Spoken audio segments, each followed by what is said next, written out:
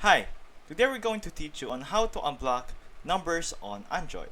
Before we start, please don't forget to like and subscribe. Now let's begin. The first thing that we need to do is to head on over to our contacts. And from there, it depends on your Android device. However, as you can see here on the top right of our screen, click or tap on the three dots. And as you can see here, there is the block and filter option. Simply tap that option, and from there, as you can see here, we can either have calls blocked or messages blocked. In this instance, we have this block or this contact currently blocked.